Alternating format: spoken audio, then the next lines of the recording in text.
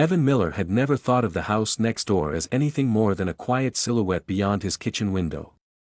For months, it stood empty, windows dark, curtains still, a neutral shape that neither invited nor repelled attention. Then one Saturday morning, a moving truck arrived, and by nightfall, someone else's life was unfolding a few feet away from his own. That someone was Liam Parker. The first time Evan saw him, he was standing in the driveway, sleeves rolled up, laughing with the movers as they wrestled a couch through the narrow door. There was something naturally open about him, an easy confidence that made people want to talk to him.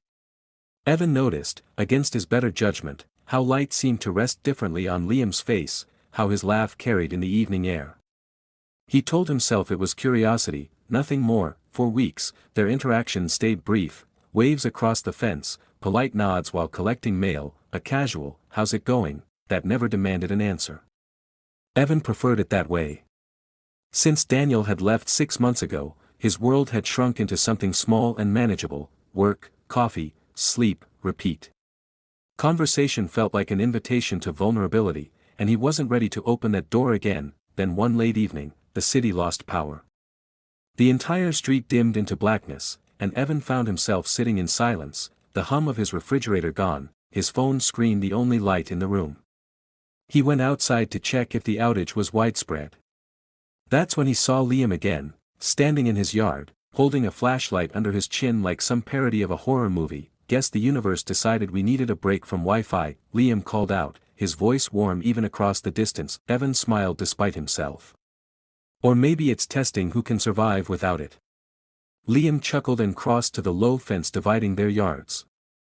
The glow from his flashlight caught the edges of his face, softening everything sharp. "You okay over there? I've got candles if you need them."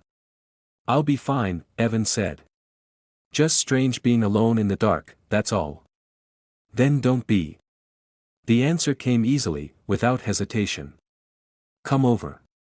I was going to open a bottle of wine before the lights went out. No reason to waste it."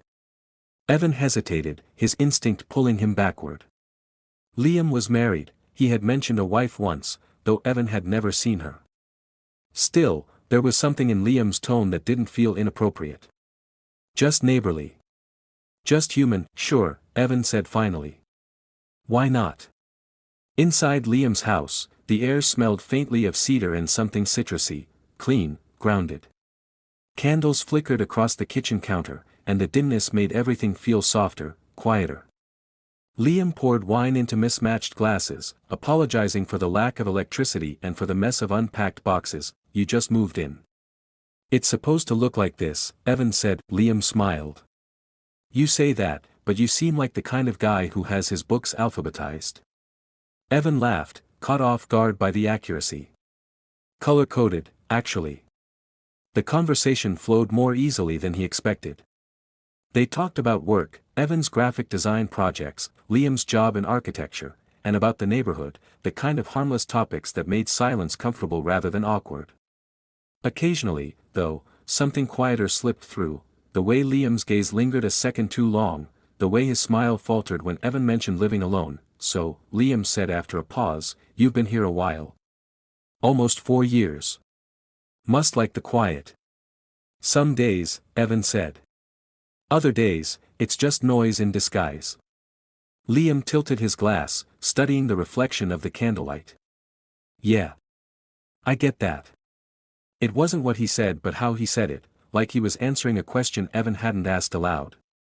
Something unspoken connected them in that moment, a shared recognition of loneliness they both pretended not to feel. Outside, rain began to fall softly, tapping the window in uneven rhythms. Liam looked toward it, then back at Evan. "I didn't think it would rain tonight."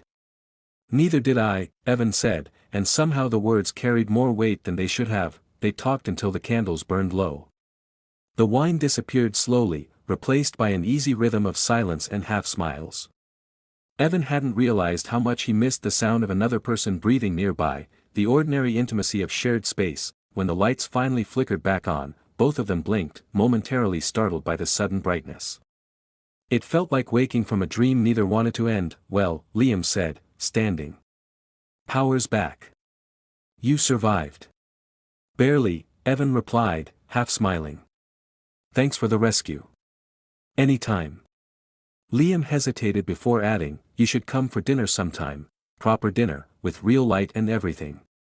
My wife's been meaning to meet you, but she's away visiting family this week. Evan nodded slowly, unsure why his chest tightened at the mention of her. Sure. Dinner sounds nice. Tomorrow night? Tomorrow's fine. Liam's grin softened into something almost shy. Good. I'll cook. 7. They exchanged goodnights at the door. As Evan stepped back into his own apartment, the air felt heavier, filled with the quiet hum of electricity returning. He leaned against the wall, staring at his reflection in the dark window. It had been months since someone had looked at him the way Liam just had, not with pity, not with familiarity, but with genuine curiosity. It stirred something he thought he buried, something dangerous in its quietness. He poured himself another glass of wine, though he barely drank it. His thoughts ran in circles, what the dinner meant, what it didn't, why he'd agreed so easily. Logic told him it was nothing, just friendly conversation. But part of him knew better. As he got ready for bed, the faint sound of music drifted through the shared wall, Liam's voice humming along to some slow tune. It was barely audible, yet it filled the room like a whisper meant only for him. Evan lay awake long after the music stopped, the promise of tomorrow settling uneasily in his chest. Something in the air had shifted, subtle but irreversible. The fence between their houses suddenly felt thinner, almost transparent, and he wondered, not without guilt, what crossing it might feel like. Outside, the rain continued to fall, gentle and persistent, erasing the boundaries between one house and the next. The next evening unfolded under a sky streaked with fading gold, the kind of dusk that makes the world feel quieter than it really is. Evan spent far too long deciding what to wear, finally settling on a pale blue shirt that wasn't new but looked freshly pressed. He told himself it didn't matter, it was just dinner with a neighbor, but the mirror disagreed. His reflection seemed to ask questions he wasn't ready to answer. Liam's porch light glowed like a soft beacon when Evan crossed the small patch of lawn. Before he could knock, the door opened, and there Liam stood, sleeves rolled again, a faint smile curving his lips. The smell of roasted herbs and something citrus drifted out. Right on time, Liam said. I was starting to worry you'd changed your mind. Evan smiled. You don't strike me as the kind of man who worries easily. You'd be surprised, Liam replied, stepping aside to let him in. The house looked different tonight, less like a work in progress and more like a home. The boxes had been pushed aside, candles glowed on the dining table, and music, low, jazzy, unhurried, filled the space. Claire's presence was nowhere, though her absence was almost a character in itself. A framed photo of her on the mantel caught Evan's eye, dark hair, bright smile, an image of domestic perfection. He quickly looked away. Liam poured them each a glass of wine, gesturing toward the dining table. I hope you like pasta. It's one of the few things I can make without burning down the kitchen. Pasta's perfect, Evan said, sitting opposite him. Though now I'm wondering what the other options would have been. Disaster, Liam said with mock solemnity. Let's just say the fire department and I are on first-name terms. The laughter that followed was easy, genuine. The kind that melts through distance before either realizes it's happening. Conversation flowed, about food, cities they'd lived in, the absurdity of online meetings. But beneath every word, an undercurrent hummed, something neither dared to name. As the meal went on, Liam leaned back, eyes thoughtful. You ever notice how silence with some people feels heavy? But with others, it's kind of peaceful. Evan met his gaze. I know exactly what you mean. Claire and I, we don't talk much lately, Liam said quietly, swirling his wine. She travels a lot for work. When she's home, it's like we're parallel. Same space, different directions. Evan hesitated. That sounds lonely. It is, Liam said simply. What about you? Anyone in the picture? Evan's fork stilled midair. Not anymore. Daniel and I ended things earlier this year. Sorry to hear that. Don't be, Evan said, forcing a smile. Some things fade without anyone doing anything wrong. You just stop being the right people for each other. That's the cruel part, Liam murmured. Nothing dramatic, just quiet distance. The honesty in his tone unsettled Evan more than the words themselves. It was too intimate, too close to truths he'd avoided for months. He tried to redirect the conversation, asking about Liam's work, but the rhythm between them had already changed. Halfway through dessert, some improvised mix of fruit and melted chocolate, the rain began again, steady and rhythmic. The sound filled the pauses between their words. Liam leaned on his elbows, watching Evan more than listening. You know, Liam said softly, you're easy to talk to. It's rare. Evan looked down, tracing the rim of his glass. I think that's because I don't expect answers. Liam's smile flickered, something between admiration and sadness. Maybe that's what I've been missing. The air grew heavier, charged with the kind of tension that thrives in moments where nothing happens but everything could. Liam stood abruptly, gathering the plates. Let me clear this before I forget. Evan rose to help, carrying glasses to the sink. Their shoulders brushed, lightly, accidentally, but enough to send a jolt through the quiet. For a second, neither moved. The rain pressed harder against the windows. Liam set a plate down too quickly, the clatter breaking the moment. Sorry, he said, voice lower now. I didn't mean to. It's fine, Evan interrupted, though his pulse betrayed him. Really? But the unspoken words hung in the air between them, warm and fragile. They returned to the table, but the ease was gone. Instead, something raw replaced it, awareness, maybe even regret. Evan thought of leaving, of thanking Liam and walking back into the safety of solitude, but Liam spoke before he could. I wasn't lying about what I said last night, Liam began. About feeling off balance lately. I keep wondering if this is just what marriage turns into, or if it's me. Evan didn't answer. He wasn't sure he should. Liam's gaze found his. You ever feel like you're living next to the life you're supposed to have instead of inside it? The question cut too close. Evan's throat tightened. All the time, he whispered. The room seemed smaller then, as though the walls themselves were holding their breath. Liam's hand twitched against the table, halfway to reaching across it, but he stopped, fingers curling into his palm. Maybe this dinner was a mistake, Liam said finally, his tone uncertain. Or maybe it wasn't, Evan replied. Maybe it's just human. The words felt both right and wrong. The kind of truth that doesn't comfort, only exposes. For a long moment, neither spoke. The rain softened into a hush, like a secret being kept. Then, from somewhere outside, the sound of a car door slammed, followed by footsteps on the porch. Liam's expression changed instantly, color draining from his face. She's home, he whispered. Claire's home. Evan blinked, confused. I thought she wasn't supposed to be back until Friday, Liam hissed, rising quickly. Go, through the back door. What? Why? Please, Evan, he said, voice tight. Just go. The desperation in his tone left no room for argument. Evan's chair scraped softly against the floor as he stood. The warmth that had filled the evening turned cold in an instant. Liam guided him toward the kitchen, every motion hurried but careful. From the front door came the faint sound of keys, the rattle of an umbrella being shaken. At the back door, Evan turned. Liam stood a few steps away, his face caught between apology and fear.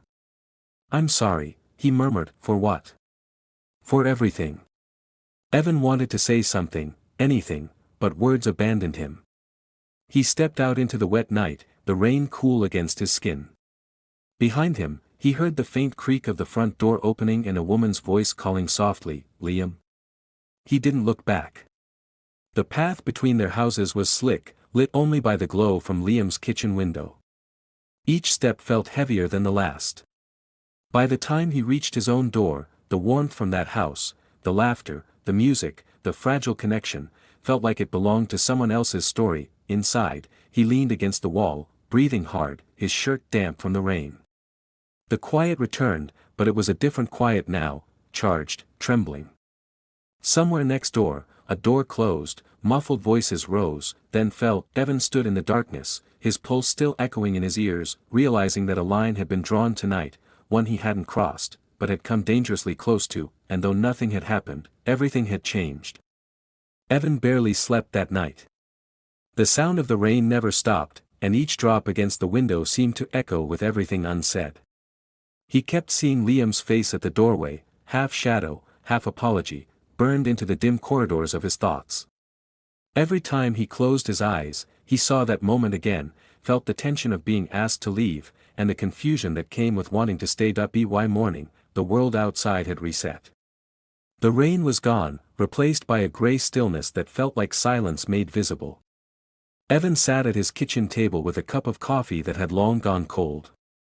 The air smelled faintly of last night's wine. Across the narrow lawn, Liam's curtains were drawn tight. For the first time since they met, his house looked unwelcoming. Evan told himself it was better this way. Whatever had started between them, whatever spark of understanding, whatever pull of loneliness disguised as connection, it needed to stay unfinished. He had seen enough of how people destroyed themselves chasing what they shouldn't. Still, when he left for work, he caught himself glancing toward Liam's door, as if expecting it to open. It didn't. 3 days passed. No messages. No visits. Only silence. Evan's life slipped back into its mechanical rhythm, work, emails, the quiet hum of the refrigerator. But something was missing now, something intangible. It wasn't Liam himself, but the idea of being seen, really seen, for the first time in months. That absence weighed heavier than he expected. Late Thursday evening, as he returned home, he found a small white envelope tucked under his door. His name was written on it in a hurried scrawl. His heart knew before his mind did. He carried it to the kitchen, placed it on the counter, and stared at it for a long time before opening it. Inside was a folded piece of paper, the ink slightly smudged at the edges. The handwriting was unmistakably Liam's. Last night shouldn't have gone that far. But I can't stop thinking about it. I'm sorry for asking you to leave like that. I panicked. I don't know what that means yet, just that it wasn't nothing. Evan read it twice. The note was short, careful, but full of what wasn't written: guilt, confusion, longing. He folded it neatly and slipped it back into the envelope, placing it inside a drawer. Then he stood there for several minutes, staring at the closed drawer as if expecting it to open again. That night, he dreamed of rain and candlelight, of words spoken too softly to remember, and of doors that never fully closed. Days turned into a week. Liam didn't appear again. Evan saw signs of life next door, a car leaving early, lights flickering late, but never the man himself. Sometimes, when he worked at his desk near the window, he caught a shadow moving behind the thin curtains, a figure pausing as if looking back that he tried to distract himself by drawing. His sketches filled quickly with images he didn't intend: overlapping rooftops, windows glowing in the dark, faceless silhouettes separated by narrow fences. His work began to feel like confession disguised as art. One afternoon, a familiar voice startled him from concentration. "Hey," Liam said softly from the porch. Evan froze. For a moment, he thought he'd imagined it. But when he turned, Liam was standing there, hands in his pockets, face drawn, like someone carrying too many thoughts at once. "Didn't mean to bother you," Liam continued. "Just wanted to return this." He held out the empty glass dish Evan had brought over weeks ago with a batch of muffins. The gesture was small, harmless, yet the air between them crackled with everything unspoken. Evan took it, fingers brushing Liam's just briefly. "Thanks." Neither moved. Liam exhaled, his voice low. "About the other night. I'm not sure what to say that doesn't sound wrong." "Then maybe don't say anything," Evan replied quietly. Liam nodded, but his eyes lingered, as if hoping silence could say what words couldn't. "I didn't mean to complicate things." "You didn't," Evan lied. "It's fine." But it wasn't fine, and both of them knew it. After a long pause, Liam said, "Claire doesn't know. She thinks I've been stressed from work." "That's probably for the best," Evan said, though the words tasted bitter. "Maybe," Liam murmured. "Or maybe it's just cowardice." He smiled faintly, almost at himself, then took a step back. "Anyway, I'll let you get back to your day." Evan nodded, and Liam turned to leave. But just before he reached the steps, he stopped. "You know, Evan, sometimes I think we meet people we're not meant to keep, only to remind us what we've lost." Then he was gone. Evan stood at the doorway long after Liam disappeared around the hedge. The afternoon light had shifted, spilling gold across the quiet lawns.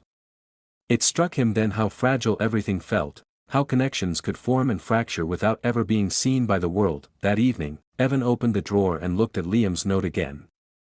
He read it once more, slower this time, letting each line settle. Then, with a strange calmness, he tore it into small pieces and dropped them into the trash. That he didn't do it out of anger or rejection.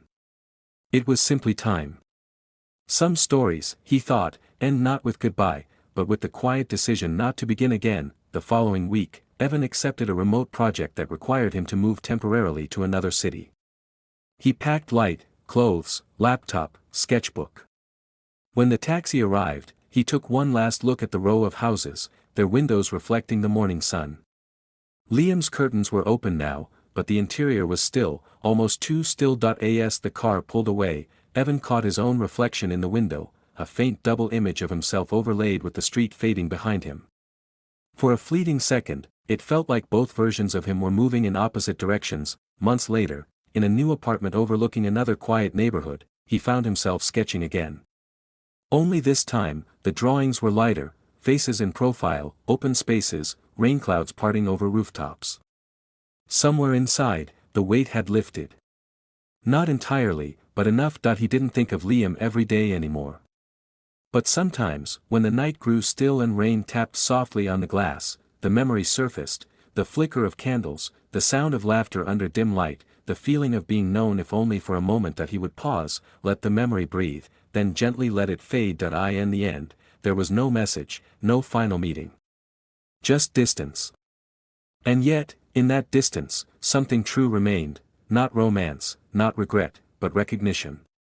The quiet understanding that some connections aren't meant to be lived, only remembered. As he closed his sketchbook one night, Evan looked toward the window where the city lights blurred like tiny stars.